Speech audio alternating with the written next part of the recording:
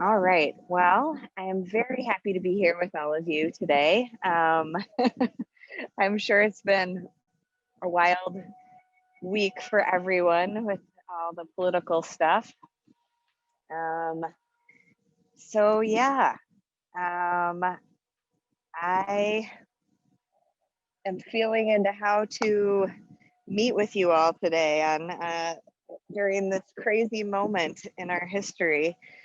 And what we're gonna do is we're gonna try to benefit the world for the next 45 to 60 minutes.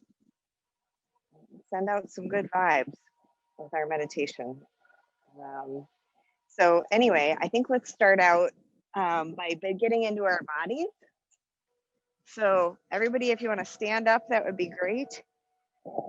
And just start by doing some big arm circles, if that feels accessible for your body today.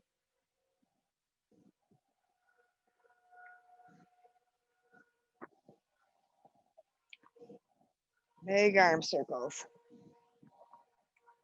I'm actually going to take my shoes and socks off to get extra grounded. If you're able to go outside, I highly recommend it. And if you can't, pretend you're outside. We need all the grounding we can get right now. All right. So the first thing we're going to do is I'm actually going to teach you a pretty complicated Qigong pose, and it may not be complicated. You might not think it's complicated, but getting it right is pretty tricky. I've been working with a really good Qigong teacher right now, and he's not even going to teach me any movement Qigong until I perfect this. So I'm going to teach it to you, and please take it with a grain of salt if you already practice Qigong, because I am not a master. And so the idea with Qigong is to let the energy move through your body. And so what I'm going to teach you is this standing pose. It's a standing still pose. And the idea is that as much as possible, all of your muscles are relaxed. So what we're doing is we're creating this sort of we're creating this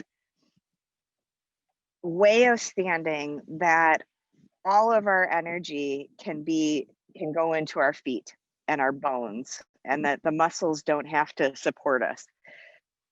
And according to my friend who is a Chinese medicine doctor, this is absolutely key if you're practicing Tai Chi and Qigong. So we'll see if we can start it today. And then if anybody wants to learn Qigong, my Chinese medicine doctor friend is an absolute master. So if you want to connect with him, let me know and I can get you his contact information, and you can do an online lesson with him if you want. I'm finding it really beneficial health-wise. So what you're going to do is I'm just going to, you don't need to see my head for this. So what you're going to do is you're going to essentially extend your knees all the way. So your knees are going to be straight. Mine are a little hyperextended just because of the way my body is. So it's not the bent knee that we all think of when we think of martial arts. It's straight knees. And then what you're going to do is you're going to bend forward a little bit with a straight back, and your knees are completely locked, and then take them 1 millimeter off of locked. So it's just barely off of locked. As you can see, my back is straight. And now I'm going to come up I'm going to have to move the camera here.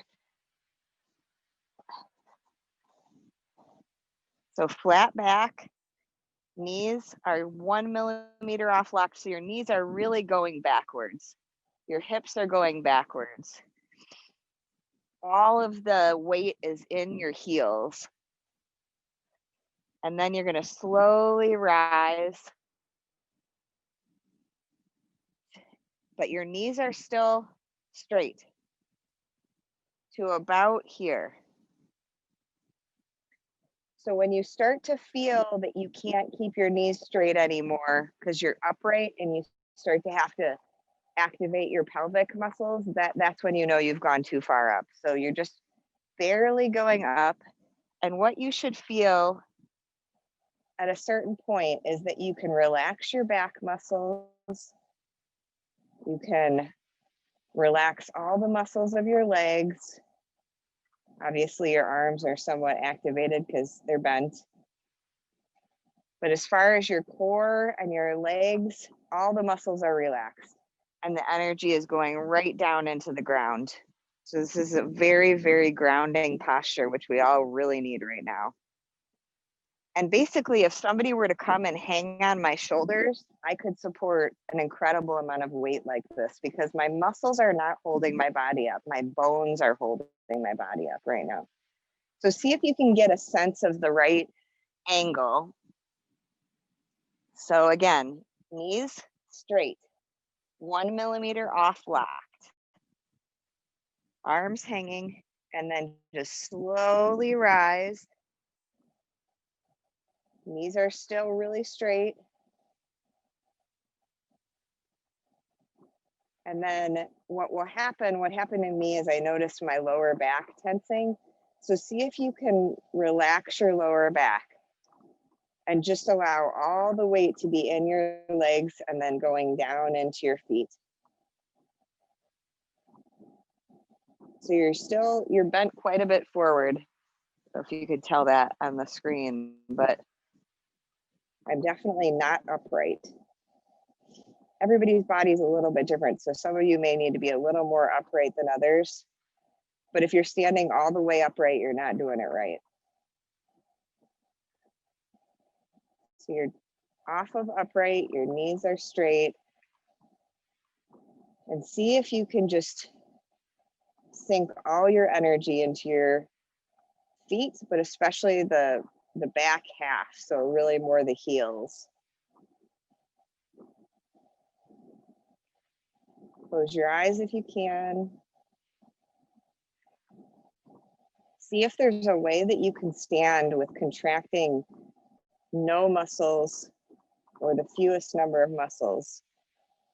Smooth out the low back, relax the low back.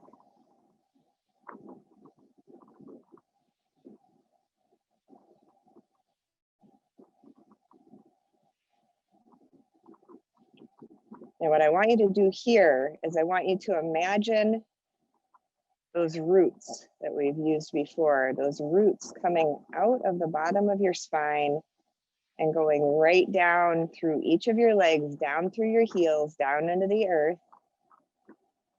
And as soon as those roots hit the ground, they keep going downwards, but then they go outwards too. So you're the tree.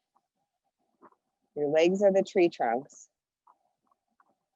And the roots are moving outwards, interconnecting with the other tree roots, interconnecting with the fungal mycelium.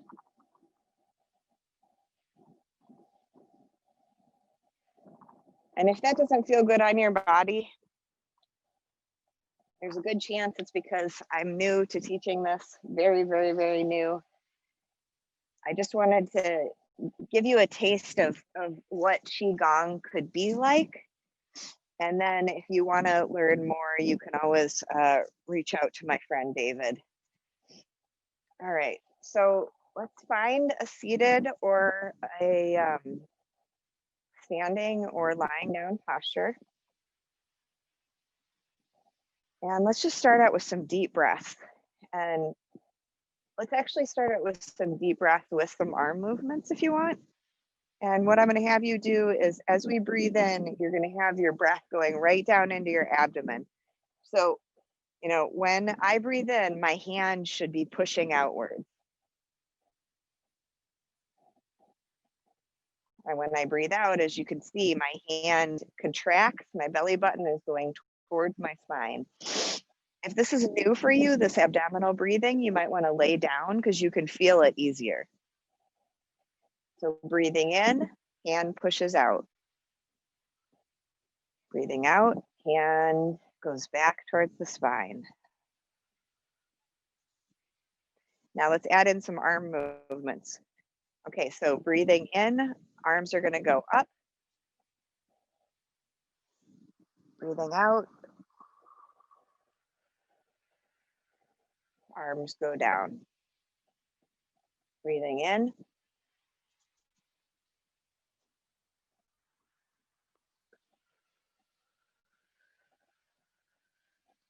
and if you're outside, reach your face up towards the sun. If you're not outside and it's comfortable for your body, you might do a little tiny, it's like the slightest back bend. It's not a back bend, it's just, you're just slight. You're just subtly activating those back muscles, those extensor muscles, because remember that activates a sense of well-being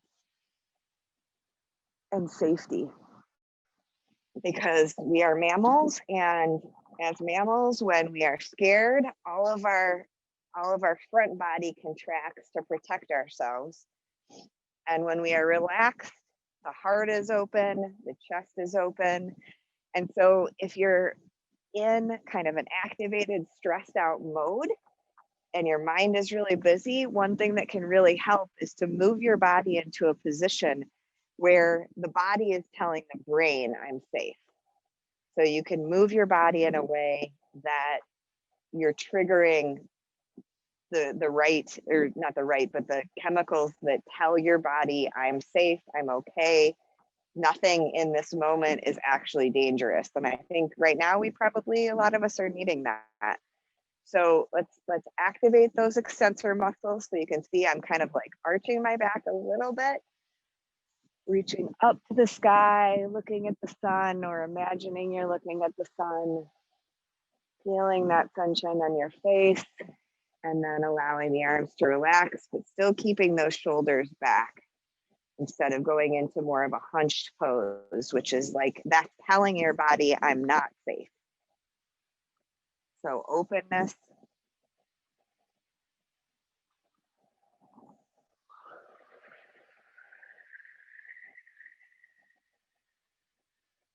So let's do this. Let's add an extra thing to help our bodies feel more safe. And by the way, I'm not minimizing the complexity and the stress that everyone's under right now and the fear that people are having about this election. In no way do I want anybody to think I'm minimizing that. I just want you, most of us are not actually in acute danger right now. Your life is not being threatened in this very moment. That's all I mean. And so in order to be functional and to be able to send, higher vibrations out into the world right now, we actually have to be grounded in our own bodies. And if we're in fight or flight, that's very, very hard to do. So what I'm teaching you is I'm teaching you this not just for yourself, but for the collective consciousness too, to raise the vibration of the universe or of the world, literally. And in order to do that, we each need to be grounded in our own energy systems. Because if we're out here flying around in fight, flight, or freeze, we can't be effective, right? We can't be effective in the world. So that's why I'm teaching you this, but it's not to be minimizing in any way. All right, so you're activating those extensor muscles, your shoulders are back. The back is not highly arched, but just a little bit. You're bringing calm to your face, so relax those facial muscles. A slight smile even. You're just putting your body in a way that's going to tell your brain, I'm okay. And what we're going to do is we're going to breathe in for a count of about 3 or 4. At the top of the breath, if you don't have asthma or COPD or some other breathing condition, you're going to do a little bit of a breath hold up to a count of 7, but not longer. So in for 3 or 4, hold for no more than 7, and then out for 6 to 8. And what you're going to do is, if you're breathing in for 3, you're going to breathe out for 6. If you're breathing in for 4, you're going to breathe out for 8. The way to do that is either by pursing the lips on the out breath, so you're breathing in through the nose always, and then out through the mouth.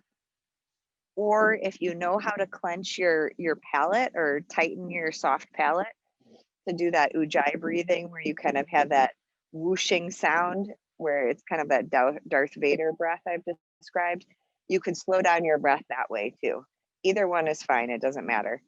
Um, and then the other thing about this relaxation or calming breath um, is you're going to not do the breath hold if you have COPD or asthma or a breathing disorder. You're going to just skip the breath hold because it'll just be stressful. And if it feels stressful to you, then just skip it. It's not necessary. Um, all right, so we're going to breathe in and go with your own count. Okay, don't go with my count, go with your own. The most important thing is to breathe in for half as long as you're breathing out. That's what trips that vagal nerve, the parasympathetic calming part of your nervous system. And if you want to pair the arms, you can. So whenever you're ready, breathe out completely. Nice deep belly breath in.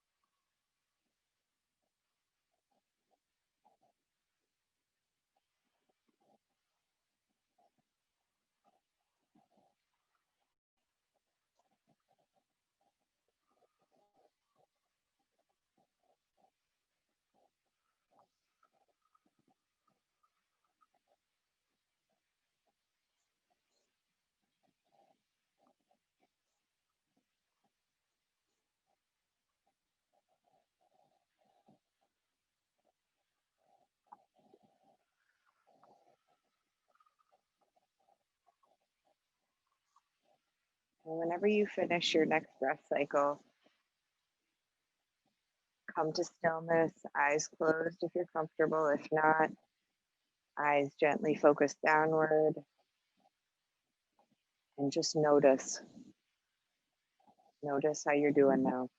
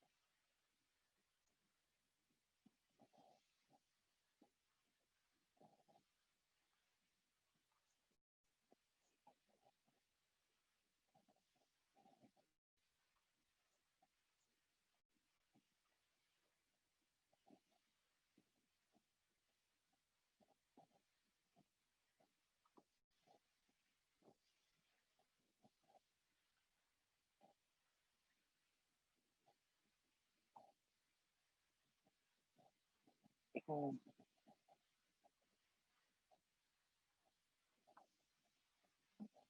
So I want you to start focusing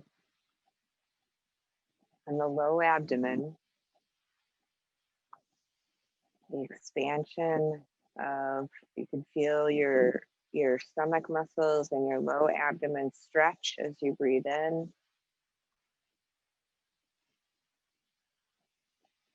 and relax as you breathe out.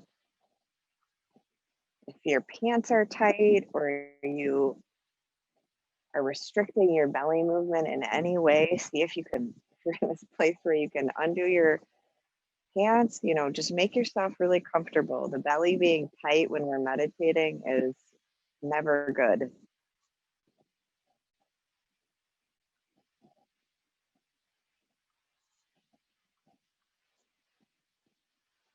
And then move your awareness down from the low abdomen, just down and in and back, right to that tailbone.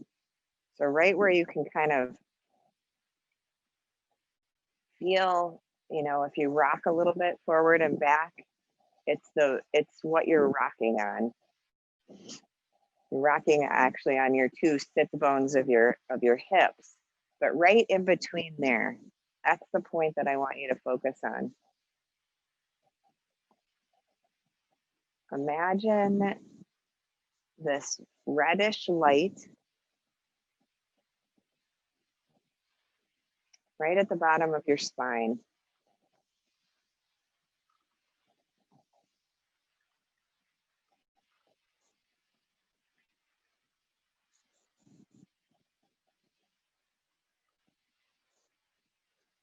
So once you've got a sense of that place in your spine, then I want you to actually shift your attention to the top of your head, the crown of your head. I want you to imagine that the crown of the head is capable of opening, almost like a sunroof. So kind of imagine that you can just slide open the crown of your head. And imagine, if we could see energy, imagine that there is this halo of white light above your head.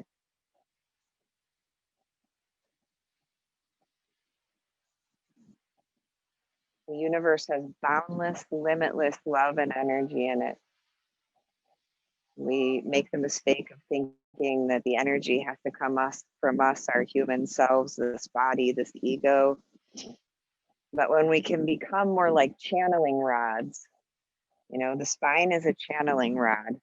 The chakras, the energy centers, when they're open, things can move.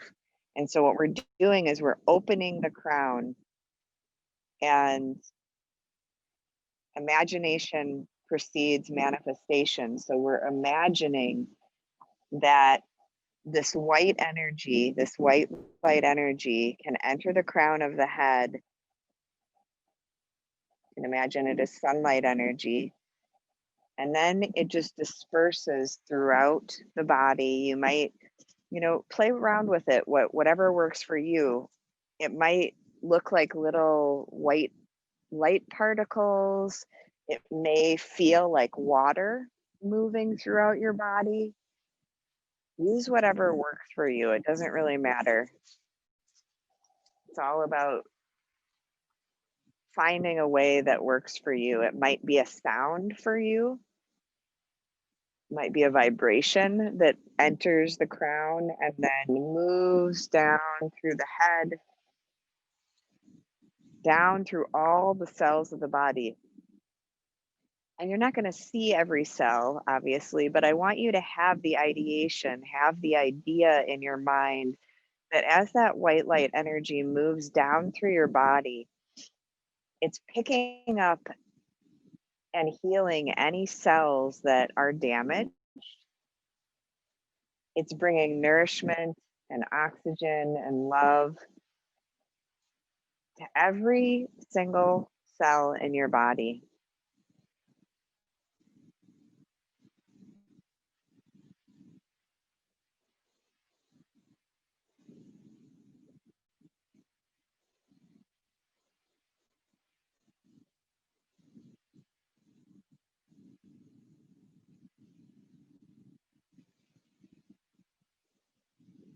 And as it sweeps down through your body, it's also it's healing and nourishing every cell, but it's also collecting any debris that the cells have created, any stagnation of energy, any junk, any old beliefs that are being held in those cells that are no longer serving you. It's collecting anything you don't need.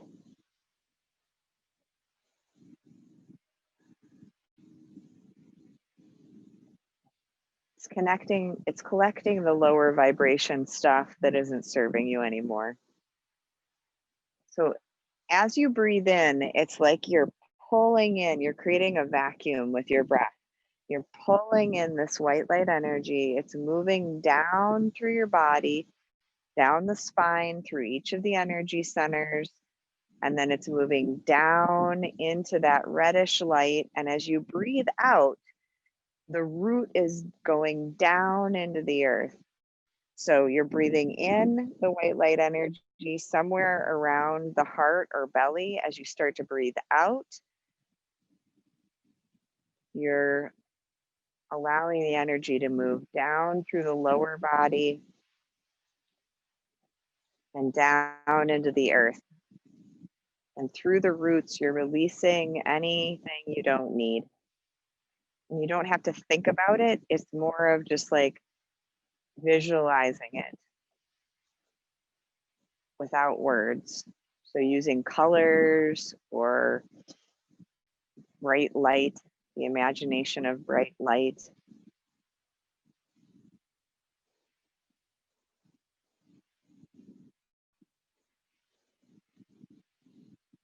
So you should almost you can feel the transition from in breath to out breath. And it will happen somewhere when you've imagined the light traveling about to the heart space or just below the heart. And then the out breath travels the energy, the white light energy downwards, down into the lower spine and down into the ground, into your roots. And the roots go deep, deep, deep into the earth. You can imagine yourself tall, stable, like a tree. You're going to tap into the energy of a tree.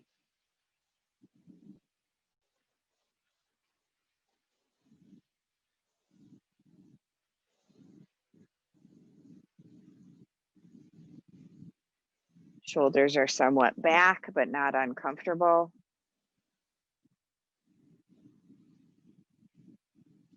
But heart is open, heart space is open. And you just repeat this over and over again. You repeat this visualization of breathing in the white light energy. It travels down in whatever way you're seeing it or feeling it. And then it travels down into the root, down into your reddish, brownish roots. Just keep doing that for several more breaths.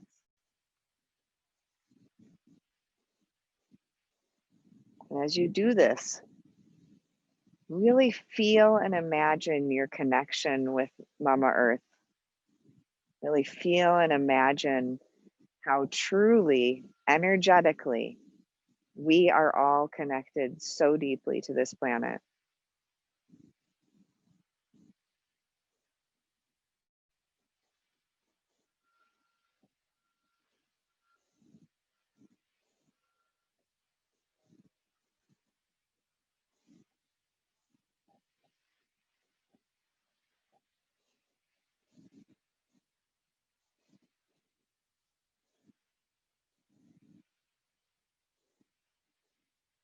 And when thoughts arise, simply come back to the visualization, the feeling of the white light energy moving through your body, cleaning up any stuck vibration, cleaning up any energy that needs to move, clearing those energy centers right out, moving things through so that you can be a pure, clear channel.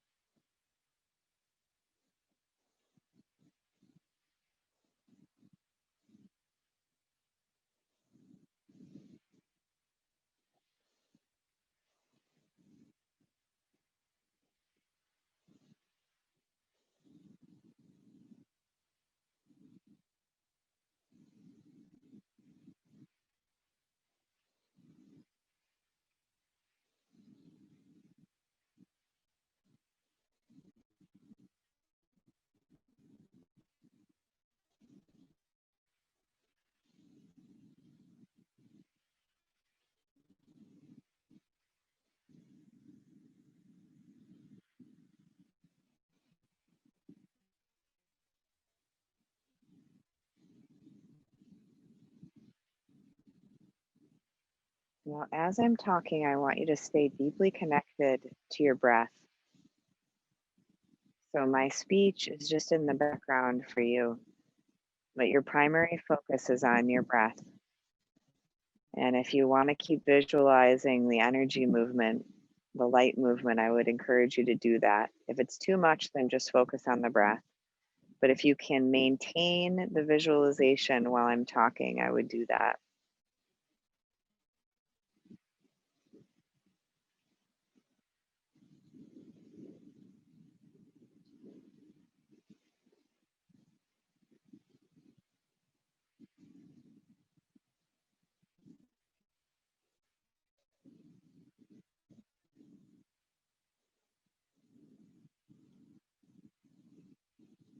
I want you to start to imagine that your body is starting to, the little particles of your body are vibrating faster and faster. So you're not moving, but you're just allowing yourself to imagine you're still very grounded, and you're just imagining that the particles are just becoming a little faster. So your body is a little less dense, you're a little lighter, you're vibrating a little bit higher than you were before.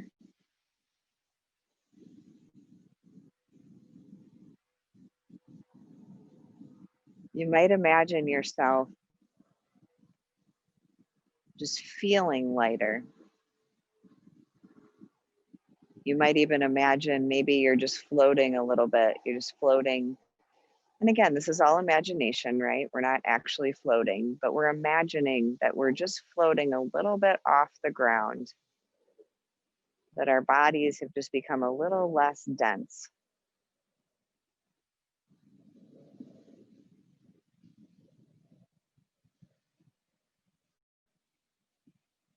And now, as you're picturing the light energy coming into your head, I want you to start seeing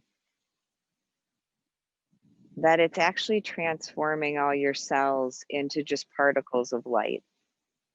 So, what you might imagine is as it travels downwards through your head, what was color and form just becomes like the shape of you in bright, bright light. So, you're just starting to imagine your being as light.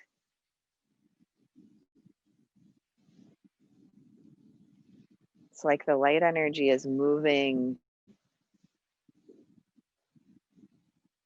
and your cells are transforming into light energy.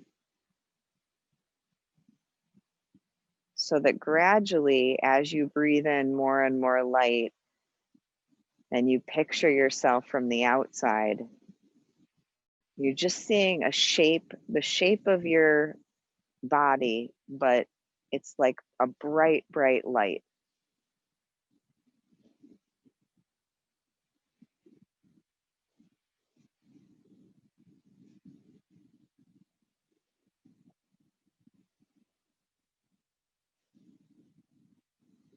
And now just transitioning to, you're still a light being, but now you're just breathing. You're just breathing normally. If you want to continue the visualization, you can. You're just breathing very, very easily. You don't have to try, no effort, just relaxed breathing.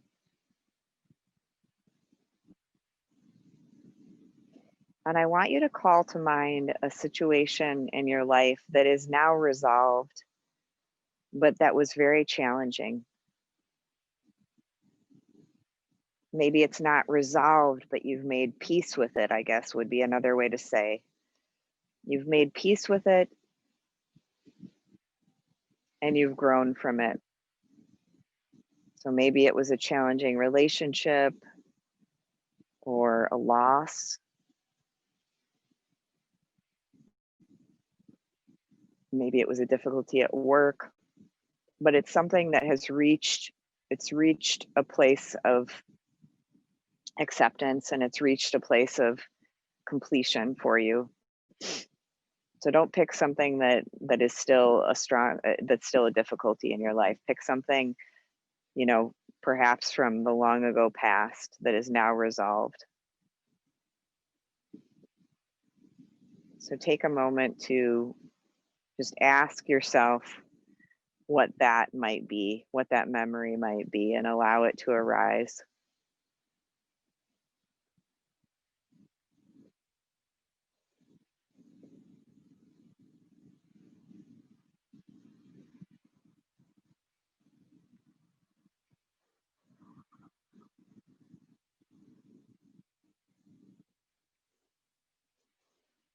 And when you think of this difficulty that you were faced with years ago, I want you to ask yourself now, what was the gift? What did I gain? What did I learn? And again, this is not so much heady or cognitive. It's more like you ask your inner self, show me what I gained, show me what I learned, and then pause and feel into it. You don't need to think about it. Just breathe and allow the awareness to kind of come to you.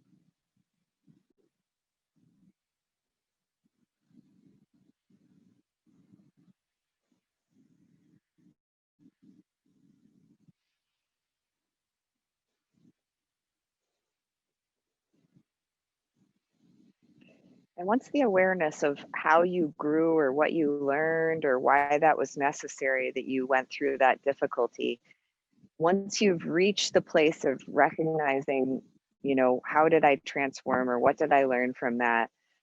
I want you to see if you can rest in that sense of transformation, how fire or difficulty can transform us,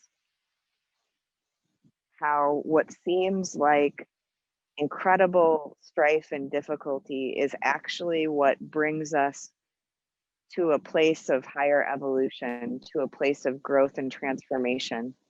It's what wakes us up.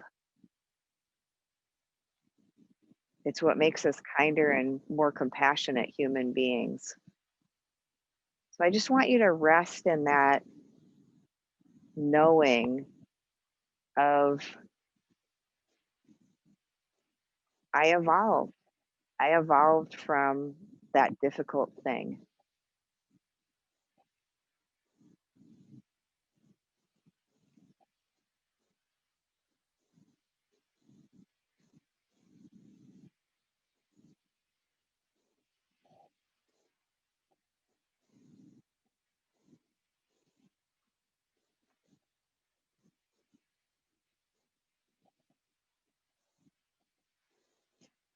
And then with great compassion, I want you to put your hand on your heart, one on your heart and one on your belly if you can.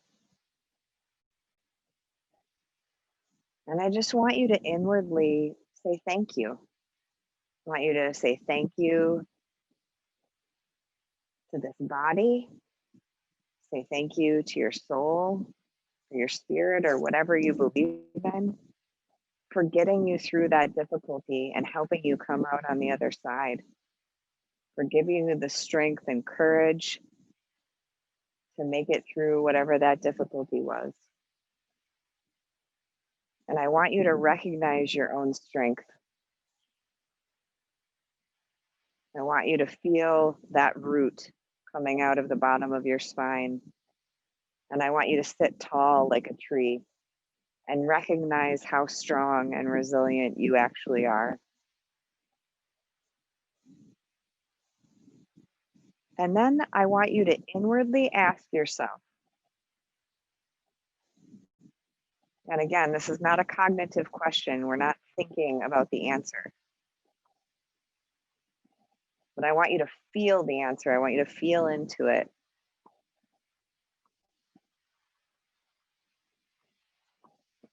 And I want you to ask yourself, can I grow and transform and become more of who I truly am with whatever happens today, with whatever happens with this election, with whatever happens in our country? Can I use whatever happens as fertilizer for my own growth and transformation? Whatever happens. And remember, you've done it before. You've taken difficult situations in your life. And for many of us, I know I can look back and think the most difficult situation of my entire life is what has advanced my evolution by far the most. It's not what happens in our life, it's not the circumstances, it's how we handle them. It's how we come to them and how we come to them with compassion and kindness and hope. So just pause and ask yourself, can I use whatever happens in this country today to accelerate my own spiritual growth and transformation and to become a more compassionate and kinder person and more of a channel for the light?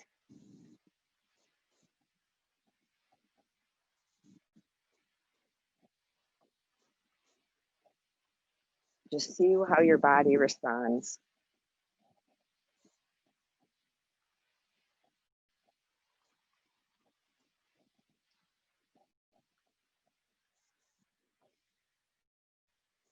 And then let's do 3 aums together. So and remember, the point is not the sound. The point is the feeling of the vibration of the sound in your body.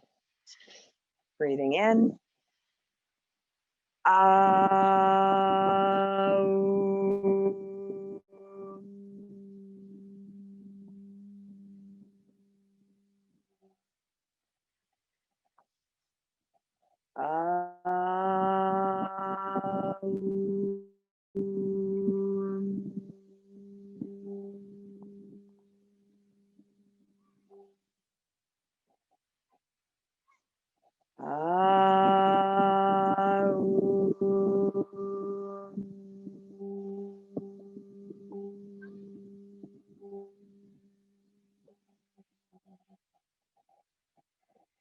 May the fruits of our practice today spread outwards in all directions and help to end the suffering of all beings everywhere.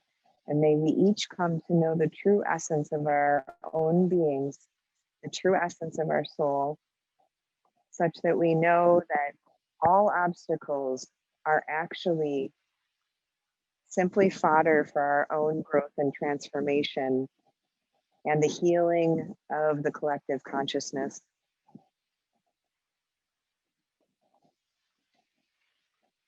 May the vibrations we've created today spread outwards and create true benefit for all living beings everywhere.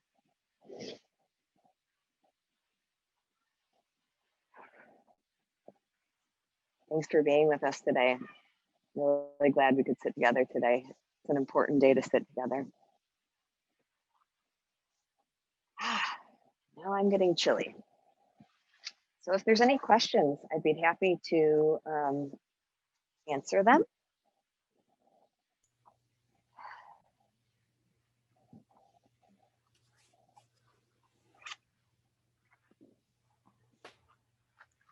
And I would just, as we come back into more of a relating way, more of an outward focus, we just encourage each one of you to really reflect on this idea today that no matter what happens, we can use anything for our growth and transformation. And whatever happens is exactly what we're supposed to be using for our own growth and transformation, whether it's personal or more global or collective, like an election.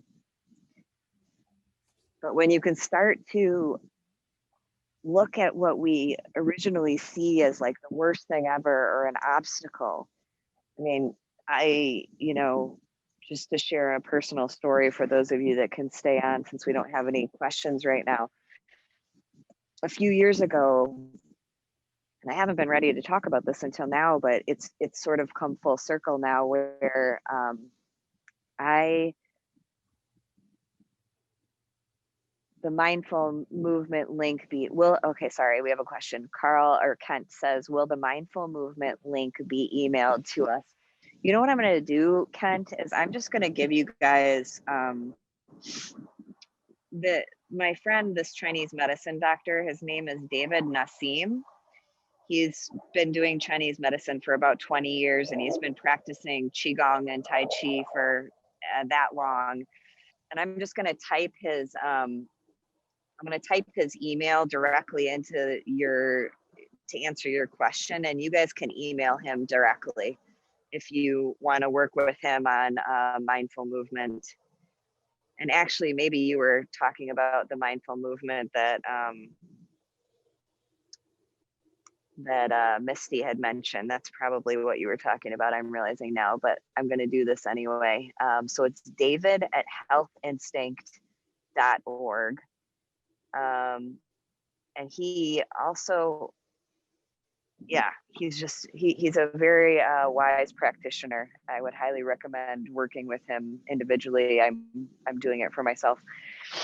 Thank you, Carl. Thanks, DJ. And thanks, Lori. So yeah, what I was going to say though is,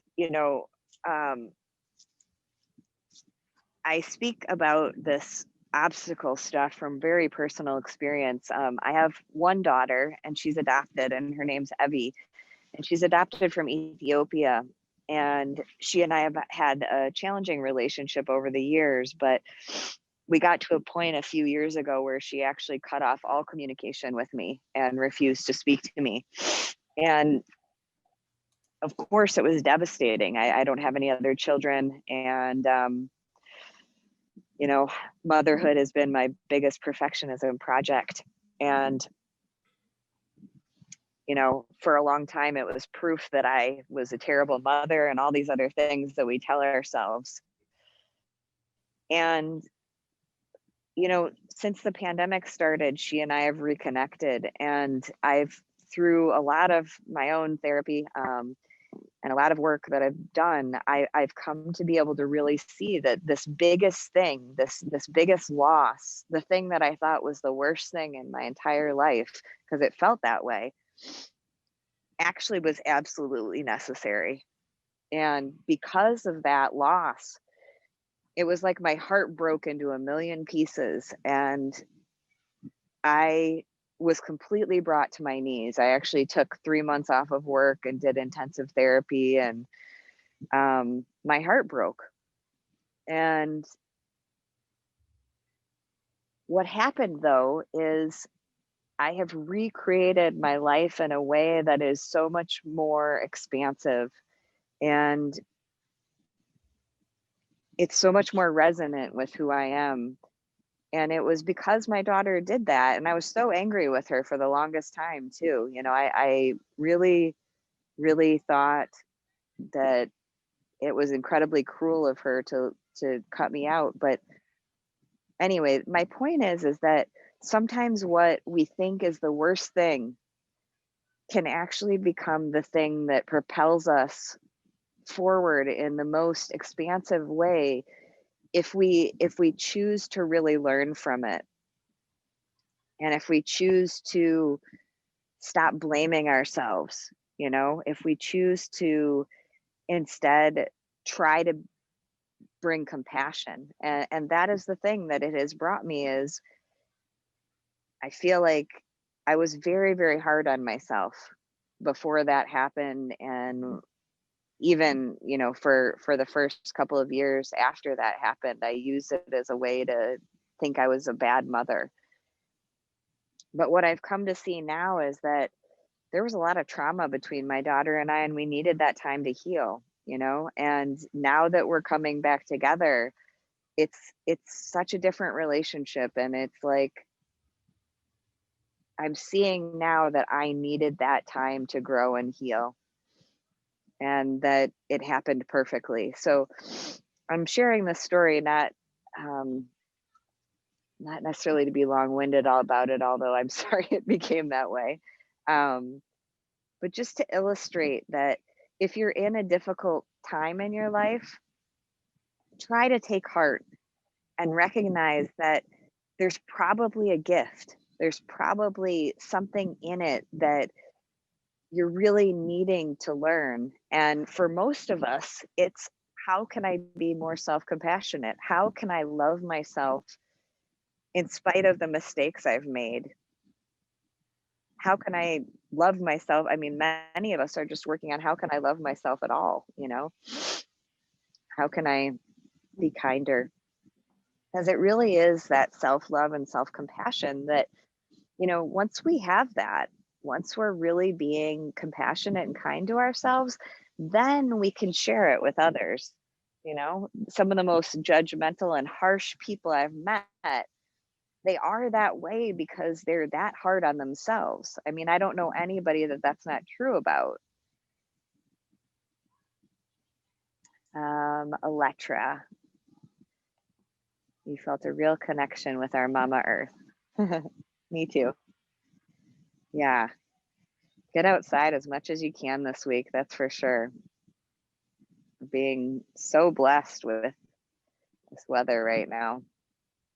Get outside, be in your bare feet, feel the ground, sit on the earth, and really imagine that root. That has helped me so much lately to really do that tree meditation like over and over and over again.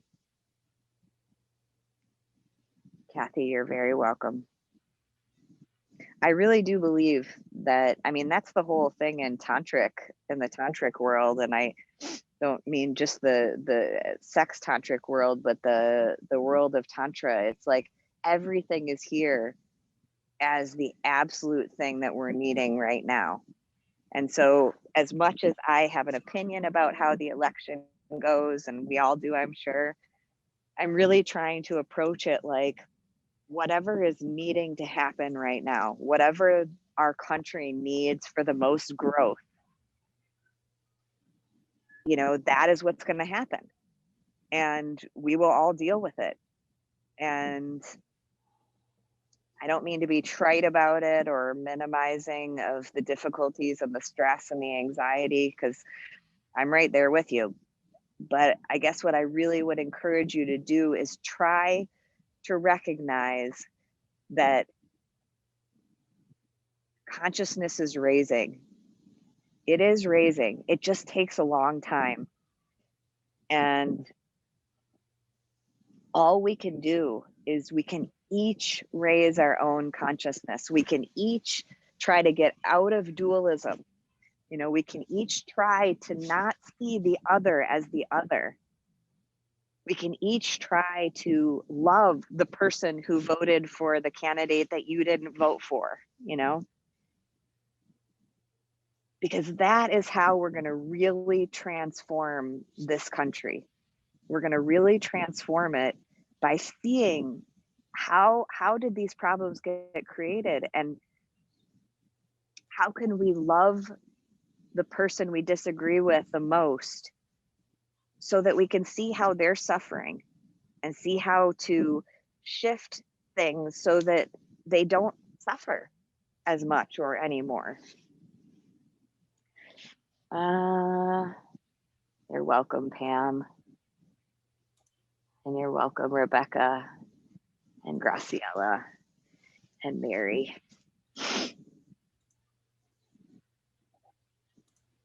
So no matter what happens today, we're going to be okay. We really will. And there may be a lot of struggle ahead, you know. There will be a lot of struggle ahead, no matter who wins. But we're going to get through it together, you know, and we're going to get through it, and we're going to evolve. Consciousness is raising. There's no stopping it. We're reaching a tipping point where people are really waking up. I'm seeing it. All kinds of people are coming to me and wanting to work individually that are really waking up. It's happening. And if we just look at, you know, what I've been thinking about lately is we have to look at the big picture. You know, we can't think about like 1 year or 2 years or 5 years. We have to think about like 100 years and the evolution that's taken place. And the fact that not that long ago in this country, we had slavery. And the shift in consciousness is slow. You know, I was just talking to a friend about it, and she was saying that apparently the complete shift from like the last age to the Aquarian age that we're moving into now is going to take about 20 years. And I'm not saying that things are going to be feeling stuck and, you know, there's not going to be strife like the planet is experiencing now, hopefully for an entire 20 years. But we've got to remember that we are of nature. We are made of the elements of the earth, and it's slow. Change is slow, but it's happening, and we can each be a part of it. We are each a part of it. And so the more you practice, whatever your practice is, you know, it doesn't have to be meditation. Whatever you're doing to raise your own consciousness, it's affecting everybody. It's affecting the people directly around you, and it's affecting everyone. So keep doing your practice, keep lifting your own spirits, and know that we really are in this together, you know, and it's just being highlighted a lot more than it ever has been. But hopefully that's my real hope, is that that's what comes out of all this craziness that we're going through, is that we really do have a sense that like there is no separateness. Whether you voted for the same person or not, we are not separate. Anyway, I'll get off my soapbox now, and I'm sending you all so much love, so much care. Please be gentle and kind with yourself, and just please send out love. Send out love to everyone, regardless of who they voted for. Much love.